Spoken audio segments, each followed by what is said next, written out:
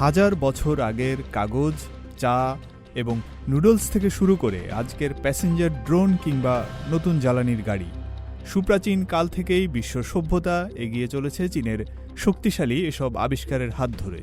নানা সময়ে দারুণ সব আবিষ্কার করে আধুনিক সভ্যতার ভিত গড়ে দিয়েছে চীন।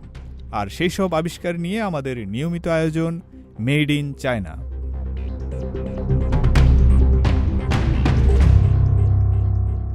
মেড ইন চায়নার ২৬তম পর্বে সাথে আছি আমি ফয়সাল আবদুল্লাহ। আজকের পর্বে থাকছে চীনের আবিষ্কার ফ্রাইড রাইসের কথা।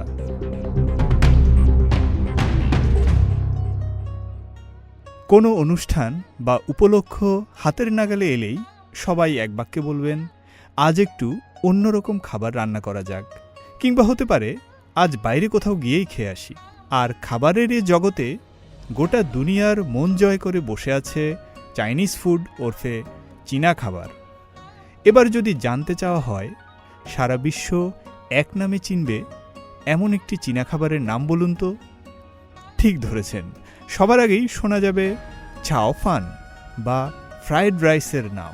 খাবারটি দেখতে শুনতে যতই আধুনিক মনে হোক না কেন, আজ থেকে কিন্তু প্রায় ১৫০০ বছর আগে বিশ্বে প্রথম ফ্রাইড রাইস রান্না করেছিল চীনারা। আমাদের সবার প্রিয় চাওফান বা ফ্রাইড রাইস পুরোপুরি মেড ইন চায়না। এবার জেনে নেওয়া যাক কেমন করে এলো এই ফ্রাইড রাইস। খ্রিস্টাব্দ ৫৮৯ থেকে ৬১৮ সাল পর্যন্ত চীনে যখন সুই রাজবংশের শাসন চলছিল, তখনকার একটি নথিতে চাওফানের প্রথম লিখিত প্রমাণ পাওয়া যায়। ওই সময় স্টার ফ্রাই করা খাবার জনপ্রিয় হচ্ছিল চীন জুড়ে। সেই ধারাবাহিকতাতেই জনপ্রিয় হয় ফ্রাইড রাইস বা চাওফান। আর নথি অনুযায়ী প্রথম ফ্রাইড রাইস রান্না করা হয় চীনের চিয়াংশু প্রদেশের ইয়াংচৌ শহরে।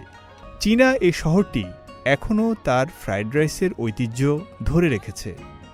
এমনকি এখনও ফ্রাইড রাইসের গুণগত মান বিচার কিংবা বিশেষ রেসিপির প্রসঙ্গ এলে উঠে আসে ইয়াংচৌয়ের ফ্রাইড রাইসের কথা। সুই রাজবংশের অনেক দিন পর ১৩৬৮ সালে শুরু হওয়া মিং রাজবংশের সময় মূলত চীন জুড়ে আলাদা একটি ডিশ হিসেবে জনপ্রিয়তা পায় চাওফান ওরফে ফ্রাইড রাইস। এর আগ পর্যন্ত ফ্রাইড রাইস ছিল মূলত বেঁচে যাওয়া ভাতকে কাজে লাগানোর একটা উপায়। অর্থাৎ খাবারের অপচয় বন্ধ করতেই মূলত ফ্রাইড রাইসের উদ্ভব হয় চীনে।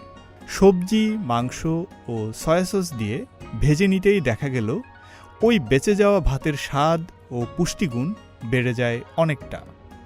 আর এ কারণে জনপ্রিয়তা পেতে ফ্রাইড রাইসকে খুব বেশি দিন অপেক্ষা করতে হয়নি।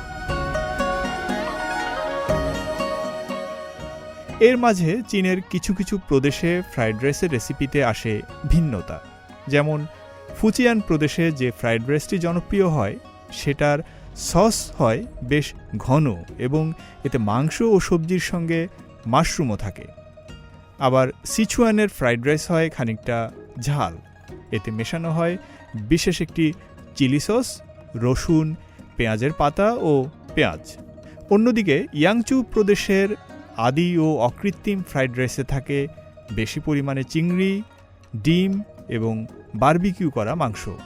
চীনের রেস্তোরাঁগুলোতে কিন্তু এই ইয়াংচু ফ্রাইড রাইসের চাহিদাই বেশি। এমনকি এটাকে অনেক জায়গায় স্পেশাল ফ্রাইড রাইস নামেও ডাকা হয়। অনুষ্ঠানের এই পর্যায়ে চলুন ফ্রাইড রাইস নিয়ে কিছু তথ্য শোনা যাক শান্তা মারিয়ার কাছ থেকে।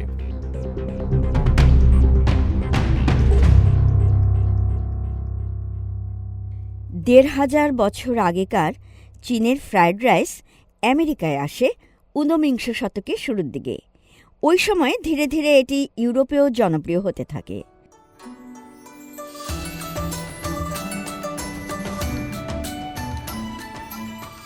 ফ্রাইড রাইস তৈরিতে সাধারণত একদিন আগে রান্না করা ভাত ব্যবহার করা হয়।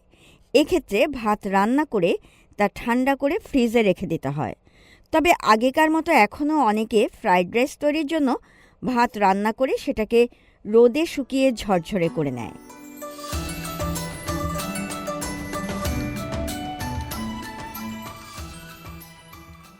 ফ্রাইড রাইস রান্নায় কড়াইকে বেশ উত্তপ্ত করে নিতে হয়। এ নিয়ে the journal of the royal সোসাইটির এক গবেষণায় দেখা গেছে কড়াইকে 1200 ডিগ্রি সেলসিয়াসের মতো উত্তপ্ত করে তৈরি করা যায় নিখুঁত ফ্রাইড রাইস।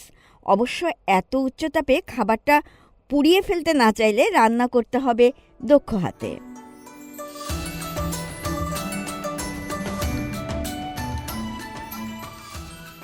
2015 সালে ইয়াংচৌতে 300 জন শেফ মিলে একযোগে 4192 কেজি ইয়াংচৌ ফ্রাইড রাইস রান্না করে শহরের নাম তুলেছিলেন গিনেস বুক অফ ওয়ার্ল্ড রেকর্ডসে।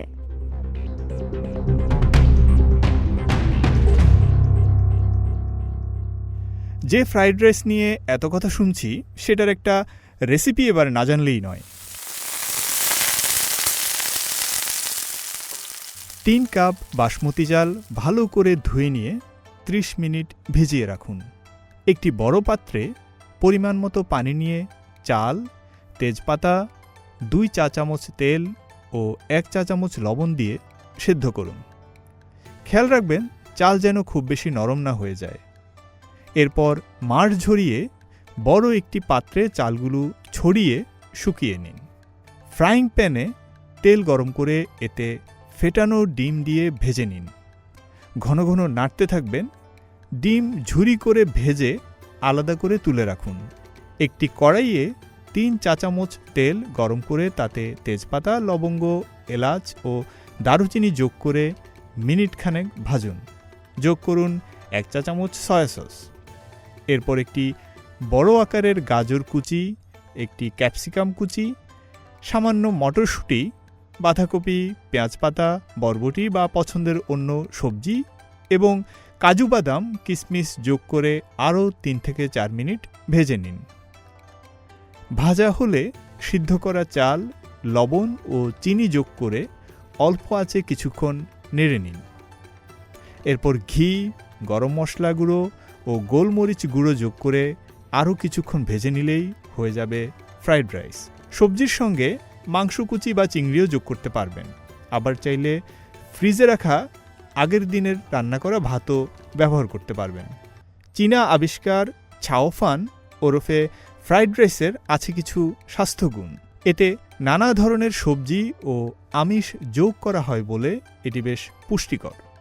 নানা ধরনের ভিটামিন ও অ্যান্টিঅক্সিডেন্টে ভরপুর ফ্রাইড রাইসে রয়েছে শর্করা, যা শরীরে যোগায় শক্তি। আবার হাড়ের স্বাস্থ্য, চোখের স্বাস্থ্য এবং রোগ প্রতিরোধ ব্যবস্থা বাড়াতেও ভূমিকা রাখে চীনের আবিষ্কার ছাওফান তথা ফ্রাইড রাইস।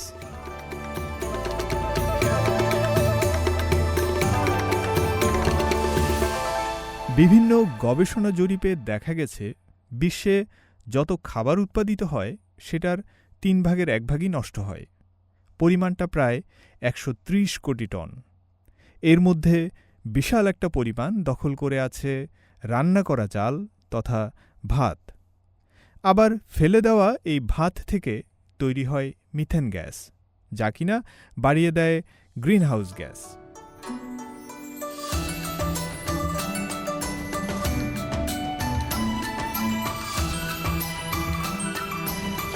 দেড় হাজার বছর আগে রান্না করা চাল যেন নষ্ট না হয় সে ভাবনা থেকেই চীনারা আবিষ্কার করেছিল ফ্রাইড রাইস।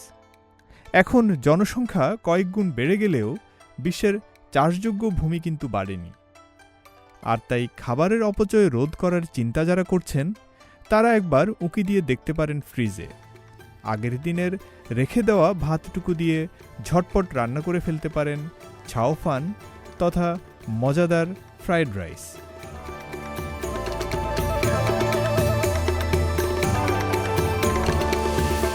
সুপ্রিয় শ্রোতা, আজকের মেড ইন চায়না ছিল এই পর্যন্তই। আগামী সপ্তাহে একই সময়ে আবার হাজির হব চীনের আরেকটি সাড়া জাগানো আবিষ্কারের গল্প নিয়ে। ভালো থাকুন, সুস্থ থাকুন।